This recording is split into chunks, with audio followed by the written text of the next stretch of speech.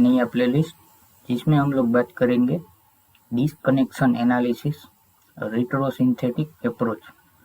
इसका मतलब क्या है डिस्कनेक्शन एनालिसिस का, कि कोई भी आपके पास मॉलिक्यूल है, कोई भी नेचुरल प्रोडक्ट है, ओके, कोई भी आपके पास ड्रग का मॉलिक्यूल है, तो आप लोग उसको किस तरह से सिंथेसाइज कर सकते हो मॉलिक्यूल को, एनालिसिस मॉलिक्यूल का करके, उसको बोलते हैं रिट्रोसिंथेटिक एनालिसिस। मतलब कि डिस्कनेक्शन, मतलब कि bond breaking on paper and bond making practically. मतलब कि आपको ऑन पेपर कुछ इसकी स्ट्रेटेजी है, उसके कुछ रूल है, कुछ रूल को फॉलो करके आपको ऑन पेपर बॉन्ड ब्रेक करना है और आपको उस मॉलिक्यूल की सिंथेसिस डिजाइन करनी है, और उस सिंथेसिस जो भी डिजाइन की है उसको आप लोगों को प्रैक्टिकली अप्लाई करना है।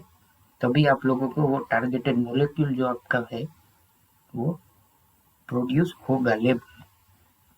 अब देखिए इसका रिप्रेजेंटेशन कैसा होता है। रिट्रोसिंथेटिक मीन्स कि जो भी हमारी नॉर्मल सिंथेसिस होती है उससे बिल्कुल रिवर्स। मतलब कि देखिए यहाँ पर हमारा टारगेट मॉलिक्यूल होगा कोई भी, मान लीजिए हमारे पास नेचुरल प्रोडक्ट का मॉलिक्यूल है, निकोटीन, मॉर्फिन, ओके, या कोई भी नया मॉलिक्यूल है, नोवेल, जो भी ड्रग का मान लीजिए मॉलिक्यूल है, तो उसकी सिंथेसिस अभी भी नोन नहीं है मान लीजिए, तो आप लोगों को ऑन पेपर उसमें बॉन्ड इस तरह से ब्रेक करने हैं कि इंटरमीडिएट 1 होगा, उसके बाद कुछ उसमें भी बॉन्ड चेंजेस करके इंटरमीडिएट 2 मिलेगा। वो ये 1 और 2 वो फिक्स नहीं होते, वो कई सारे स्टेप हो सकते हैं, जिसमें लास्ट में आप लोगों को ऐसा मटेरियल मिलेगा जो भी कॉमर्शियली अवेलेबल हो, ओके, और वो भी सिंपल मॉलिक्यूल होना चाहिए, कॉमर्शियली अवेलेबल होना चाहिए। इस तरह से आप लोगों को लॉजिकल वे में कोई भी मॉलिक्यूल को बॉन्ड ब्रेक करके आप लोगों को स्टार्टिंग मटेरियल तक, मतलब कि रिवर्स डायरेक्शन में चलना है। अभी वो देखिए यहाँ पर ये रिट्रो सिंथेटिक की जनरल स्कीम है। रिट्रो मीन्स सिंथेसिस नॉर्मल जो होती है उससे बिल्कुल रिवर्स। तो देखिए यहाँ जो स्टार्टिंग मटेरियल एंड में हमको मिला था वो हम यूज करेंगे स्टार्टिंग में, उसके बाद ये इंटरमीडिएट 2, उसके बाद इंटरमीडिएट 1, और लास्ट में हमारा जो भी टारगेटेड मॉलिक्यूल होगा वो सिंथेसाइज होगा, ओके। तो इसके कुछ क्राइटेरिया है कि डिस्कनेक्शन अच्छे वे में किस तरह से हम लोग कर सकते हैं। अच्छे वे में जो भी हम लोग यहाँ पर डिस्कनेक्शन करते हैं उसके मिनिमम स्टेप होने चाहिए। ऐसा नहीं है कि आप लोगों ने डिस्कनेक्शन किया तो लार्ज नंबर ऑफ स्टेप हो चुके हैं, जो जिसकी वजह से क्या होता है, ये जो मिक्स यील्ड है वो जब स्टेप इंक्रीज होने से ये जो परसेंटेज ऑफ यील्ड होती है वो हमारी बहुत ज्यादा डिक्रीज होती जाती है, ओके। तो इसी वजह से यहाँ पर मिनिमम स्टेप होने चाहिए जो भी आप लोग डिजाइन करोगे सिंथेसिस के उसके, और जो भी हमारा स्टार्टिंग मटेरियल यहाँ पर एंड में हमको मिलेगा ये, वो कैसा होना चाहिए, इजीली अवेलेबल, कॉमर्शियली मार्केट में इजीली अवेलेबल होना चाहिए। आप लोग मन चाहे वैसे डिस्कनेक्शन नहीं कर सकते, ओके। रिलायबल वे में डिस्कनेक्शन कर सकते हैं कि जो भी एंड में हमको स्टार्टिंग मटेरियल मिलेगा वो कॉमर्शियली अवेलेबल होना चाहिए। किस तरह से करोगे, ओके। और फैसिलिटेड रिएक्शन टेक्निक, मतलब कि स्मूथली रिएक्शन होनी चाहिए। उसका मतलब ये है कि इन्वायरमेंटल बेनाइन, उसका मतलब कि रिएक्शन में हो सके तो हेजर्डस केमिकल जो भी यूज होते हैं उसको आप लोग अवॉइड कर दीजिए, ओके। ऐसी रिएक्शन डिजाइन करिए। लॉट ऑफ वे आपको मिलेंगे, कोई भी मॉलिक्यूल होगा उसकी डिजाइन करने के, तो आप लोग ऐसा रास्ता चुनिए कि जिसमें इन्वायरमेंटली वो सेफ हो, ओके, और यील्ड आपको मैक्सिमम मिले, इस तरह से डिजाइन करनी चाहिए। उसका मतलब ये है कि जब आप लोगों के पास मिनिमम स्टेप होंगे तो आप लोगों की यील्ड होगी वो हायर होगी, ओके। और उसके एडवांटेज क्या है, कोई भी कॉम्प्लेक्स मॉलिक्यूल आपके पास नोवेल है तो उसको आप लोग अपनी मर्जी से डिजाइन कर सकते हो। नेचुरल प्रोडक्ट के मॉलिक्यूल आप लोगों को पता होगा कि वो बहुत बड़े बड़े मॉलिक्यूल होते हैं, हायर मॉलिक्यूलर वेट होता है, तो उसको आप लोग इस तरह से डिजाइन कर सकते हो सिंपल वे में, ओके। कैटालिस्ट कोई ऐसा हो सकता है chiral auxiliary base, organo catalysis, इस तरह से हो सकता है, नाइट्रोजन बेस कैटालिस। ओके, तो उसकी प्रिपरेशन आप लोग कर सकते हो। और ड्रग और उसके जो भी इंटरमीडिएट है उसकी डिजाइन आप लोग कर सकते हो। कोई भी नोवेल ड्रग है तो उसकी सिंथेसिस आप लोग डिस्कनेक्शन एनालिसिस करके आप लोग अपनी मर्जी से डिजाइन कर सकते हो। ओके, तो अब हम देखते हैं कि सिंथोन एंड सिंथेटिक इक्विवेलेंट, ये डिस्कनेक्शन में नया वर्ड है बिल्कुल। ओके, तो ये क्या है ये हम लोग अभी देखेंगे। तो सिंथोन मान लीजिए ये एसीटोफिनोन है। ओके, इसका डिस्कनेक्शन कैसे करोगे? मान लीजिए यहाँ से हमने ये बॉन्ड ब्रेक किया। अभी आप लोगों को पता होगा कि कार्बोनिल है वो, उसका कार्बन है वो हाईली इलेक्ट्रोपॉजिटिव होता है, क्योंकि इलेक्ट्रॉन का क्लाउड होता है वो ऑक्सीजन की ओर खींचा हुआ रहता है। तो ये कार्बोनिल का कार्बन हाईली इलेक्ट्रोपॉजिटिव होता है। तो यहाँ से बॉन्ड ब्रेक होगा तो यहाँ पर पॉजिटिव चार्ज आएगा, तो यहाँ पर पॉजिटिव आने से यहाँ पर तो नेगेटिव ही आएगा, क्योंकि पॉजिटिव और नेगेटिव से ही बॉन्ड फॉर्म होता है। तो देखिए यहाँ पर नेगेटिव और यहाँ पर कार्बोनिल कार्बन पे पॉजिटिव। तो ये जो हम लोगों को जो इंटरमीडिएट मिला है इसको बोलते हैं सिंथोन, मतलब चार्जेड मोलेक्यूल जो होते हैं। नॉर्मल सिंथेसिस में हम लोगों को जो बीच में जो ट्रांजिशन स्टेट होती है उसको बोलते हैं हम लोग इंटरमीडिएट, और ये डिस्कनेक्शन में बोलते हैं इसको सिंथोन। कुछ ज़्यादा फर्क नहीं है। और ये जो सिंथोन का चार्ज जब न्यूट्रलाइज करोगे तो ये जो मटेरियल मिलेगा हम लोगों को एंड में, ये मटेरियल कॉमर्शियली अवेलेबल होना चाहिए, जिसको बोलते हैं सिंथेटिक इक्विवेलेंट। क्या बोलते हैं? Synthetic equivalent. ओके, ये है डिस्कनेक्शन की स्ट्रेटेजी, मतलब कि इस तरह से आप लोग सिंथेसिस की स्ट्रेटेजी बोल सकते हो इस डायरेक्शन में। ओके, और ये है रिट्रोसिंथेसिस। बेंजीन का फिडल क्रैप एसाइलेशन होगा तो ये एसीटोफिनोन आप लोगों को मिल जाएगा। तो ये है रिवर्स में रिट्रो वे में हम लोगों ने ये सोचा कि इस तरह से होता होगा।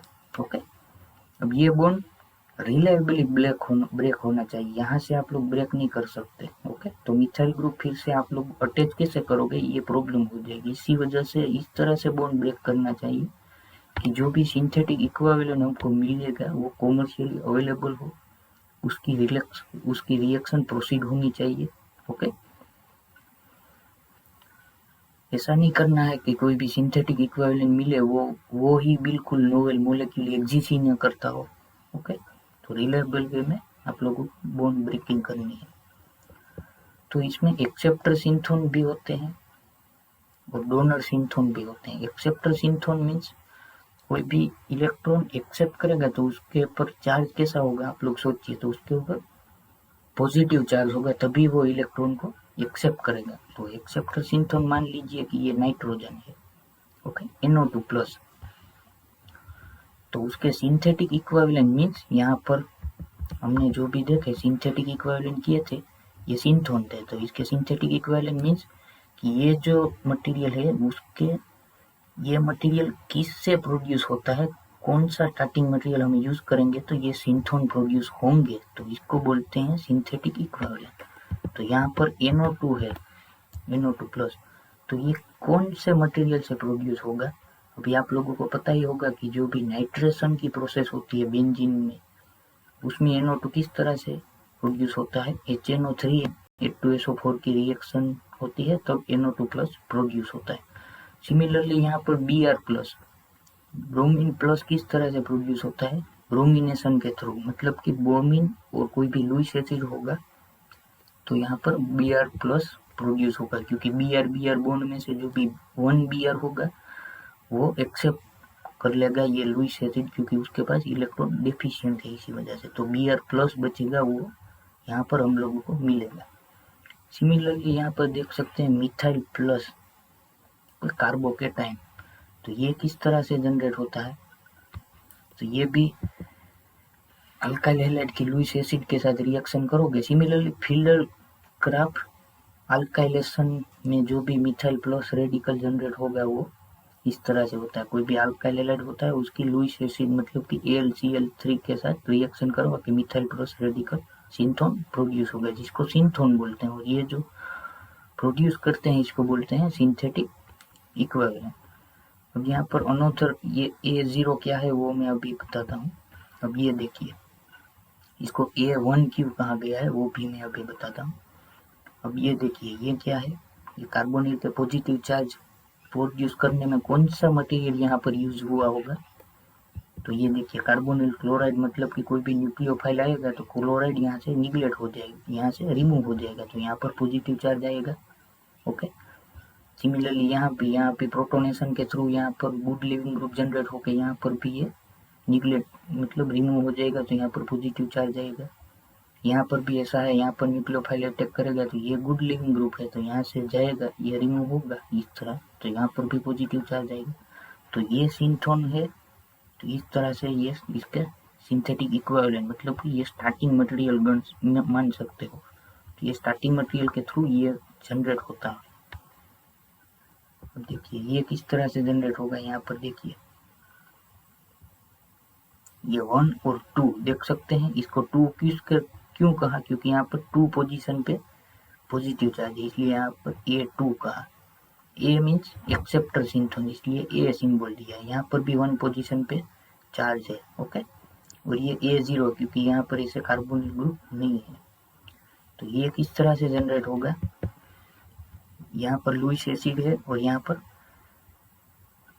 कार्बोनिल हैलाइड मटेरियल है, तो ये क्या होगा, ये लुईस एसिड इस हेलोजन को एक्सट्रैक्ट कर लेगा, क्योंकि उसके पास इलेक्ट्रॉन डेफिशिएंट है, तो ये एक्सट्रैक्ट कर लेगा, तो यहाँ पर पॉजिटिव चार्ज आ जाएगा, तो ये है CH2+, इस तरह से जनरेट होता है। अब देखिए ये किस तरह से जनरेट होगा, A3 है, मतलब 3 पोजीशन पे एक्सेप्टर है। ओके, इसके सिंथेटिक इक्विवेलेंट कैसे होंगे, अल्फा बीटा अनसैचुरेटेड एसिड। यहाँ पर देखिए ये पॉजिटिव चार्ज है यहाँ पर। अब यहाँ पर देखिए, यहाँ पर क्या होना चाहिए, नेगेटिव चार्ज, और पॉजिटिव नेगेटिव के बीच क्या होगा, बॉन्ड क्रिएट हो जाएगा, तो ये क्या बन जाएगा, अल्फा बीटा अनसैचुरेटेड एसिड में से ये प्रोड्यूस होगा। ओके, अब ये बात थी एक्सेप्टर सिंथोन्स की। अब बात करेंगे डोनर सिंथोन्स एंड सिंथेटिक इक्विवेलेंट्स। तो डोनर में तो आप लोगों को पता होगा कि नेगेटिव चार्ज जिसके पास होगा वही डोनेट करेगा। ओके, तो ये OH माइनस है, तो ये OH माइनस कहाँ से आएगा, NaOH एंड KOH में से। ओके, स्ट्रॉन्ग बेस में से। और ये हेलोजन माइनस, हेलोजन पे माइनस चार्ज कब आता है, ये आप लोगों को पता होगा कि जब HX होता है तो H प्लस और X माइनस होता है, तो वो जो है वो X माइनस सिंथोन्स प्रोड्यूस करते हैं। ओके, और मिथाइल के ऊपर माइनस चार्ज कब आएगा, ग्रिग्नार्ड रिएजेंट के थ्रू, क्योंकि मेटल जो है वो हाईली इलेक्ट्रोपॉजिटिव का कैरेक्टर होता है, तो R के पर नेगेटिव चार्ज आएगा, तो वहां से मिथाइल एनाइन प्रोड्यूस होगा, कार्बन आइन। सिमिलरली OMe माइनस, तो ये कहाँ से आएगा, तो ये NaOCH3 में से आएगा, क्योंकि ये एक बेसिक मटेरियल है। NaOR, R की जगह यहाँ पर वेरियस इथाइल ले सकते हो, मिथाइल। ओके, Na प्लस और OR माइनस, ये OR माइनस है, यही ये OCH3 है। साइनाइड माइनस किस तरह से आएगा, NaCN KCN में से आप लोग ले सकते हो, क्योंकि यहाँ पर Na प्लस और CN माइनस होता है, तो ये न्यूक्लियोफाइल जैसे एक करेगा। यहाँ पर देखिए अल्काइन के ऊपर माइनस चार्ज किस तरह से आएगा, ये एक फेमस रिएक्शन है जिसको बोलते हैं सोनोगाशिरा रिएक्शन, मतलब कि यहाँ अल्काइन का प्रोटॉन है वो हाईली एसिडिक होता है compare to alkene. Okay, alkyne highly acidic होता है, अल्कीन उससे कम, और अल्केन सबसे कम एसिडिक होता है। इन तीनों का ऑर्डर इस तरह होता है। तो अल्काइन का प्रोटॉन एसिडिक है, तो ये प्रोटॉन ये बेस एक्सेप्ट कर लेगा, तो यहाँ पर नेगेटिव चार्ज आएगा, तो इसलिए ये डोनर सिंथोन प्रोड्यूस होगा। ओके, सिमिलरली यहाँ पर देखिए ये सिंथोन किस तरह से जनरेट होगी, यहाँ पर क्या होगा,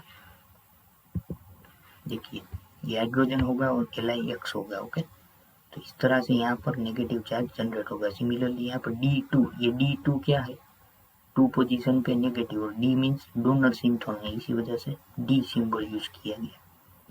देखिए यहाँ पर किस तरह से जनरेट होगा, ये एक्टिव मिथिलीन कंपाउंड है, इसी वजह से ये जो बेस होगा ये प्रोटॉन एक्सट्रैक्ट कर लेगा, क्योंकि इसके बगल में कार्बोनिल ग्रुप है, वो इस प्रोटॉन को एक्टिवेट करेगा। ओके, क्योंकि इलेक्ट्रॉन इस डायरेक्शन में पुल होंगे, तो ये इलेक्ट्रॉन डेफिशिएंट होगा तो इजीली बेस इसको एक्सेप्ट कर लेगा और यहाँ पर एनायन जनरेट होगा। सिमिलरली यहाँ पर क्या हो सकता है, MgX मतलब कि मेटल हाईली पॉजिटिव और यहाँ पर नेगेटिव, तो ये D3 सिंथोन प्रोड्यूस हो जाएगा। तो ये था एक्सेप्टर एंड डोनर सिंथोन की बात। अब अगले वीडियो में हम लोग बात करेंगे कि कुछ भी यहाँ पर FG functional group addition, functional group removal और फंक्शनल ग्रुप बस इंटर कन्वर्जन, बस इतने क्राइटेरिया रूल है, 3 रूल, उसको हम लोग डिस्कस करेंगे नेक्स्ट वीडियो में। So thank you for watching this video.